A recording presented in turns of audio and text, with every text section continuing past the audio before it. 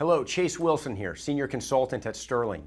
Today we're going to cover 5 points that are going to make you a better leader, going to make you a better executive. Whether you own a business or you're a manager of some sort, or you just want to be more successful, you want to start your own business, here are the 5 points. It has a lot to do with having that conversation, confronting, not avoiding. And point number 1 is just that. What is it you're avoiding? Most people try to solve a problem by avoiding something instead of just dealing with that problem. And so many times I have people, well, I don't want to fire that person because they're good friends with that person's a good producer, and this person I do want to get rid of, and I think they're going at so many vias. You know what a via's a way, it's not a direct. You're going through something. So you're not just having that conversation. If you want to look at what it is you're doing that's taking a lot of time, the first thing you want to ask, well, what am I trying to avoid? Am I trying to avoid something by doing this? Having that conversation, confrontation, all those points you're trying to avoid, that is weakening you as a leader. You're wasting time, right? So that is point number 1. Write down what it is you're trying to avoid and spot it. Well, this is why I do this. I'm trying to avoid that. This is why I do that. I'm trying to avoid. It's key to know as well. I'm not saying you're going to necessarily do anything about it from this video, but I'm going to show you how do you do with that later in this series. How do you deal with that? All right, point number 2. You have to be able to tell someone no.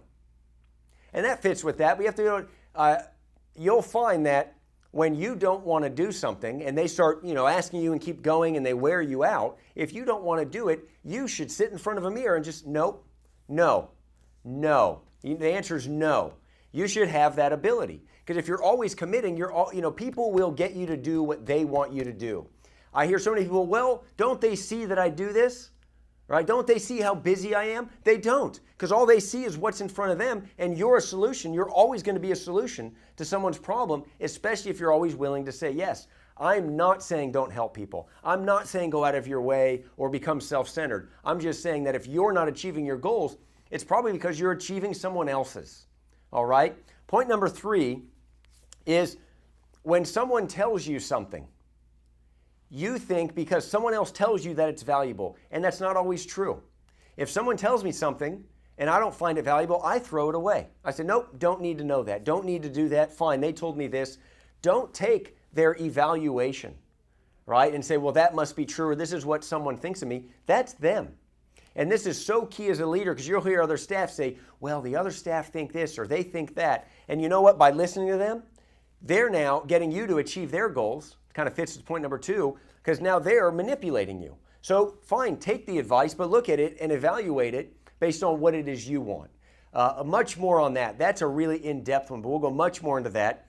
Point number 4 is really, why are you doing the other 3 points? Probably because you might not have steady goals. You might not have written down and clearly named, these are my goals.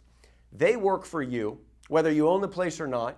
They work for you as a manager, right? They work for you if you are an owner, and you have to lay out those goals. This is what I'm going for. This is what I'm doing. And they have to be clear for you in order for you to communicate them. So definitely having goals is so vital. We'll have a whole video on that as well. But it is so vital that if you're not achieving goals, the first thing I ask someone, well, have you written them down? Have you clearly defined what your goal is? Most people say, yeah, I know what my goals are. What are they? Well, basically, and they throw some very vague thing that can't even usually be achieved, or it's something that's so out there that, how do you want, well, like, here's how I worked it out. Well, if you can't tell me, you probably haven't worked it out. The last point, it does fit in with the other ones, but it itself is its own point, and that's being a people pleaser. You as a leader, if you want to be liked, you'll never make it. Because you're always going to have someone, let's just call it the 10 or 20% of people that you work with, or even your customers, who want you to do something that is actually not beneficial, not only for you, but usually doesn't help them. They want you to not confront something. And when you're being a people pleaser, you're letting yourself down. Now, I'm not saying don't be nice to people. I'm not saying customer service should be out. But by doing something that violates your policy, that violates viability, you then don't survive. And if you look at those people that you're trying to please, those aren't the ones who are looking out for you, and you're looking out for them. So those are 5 points, and we'll get more detail on them and break them down. Those are the first 5 points of being a leader.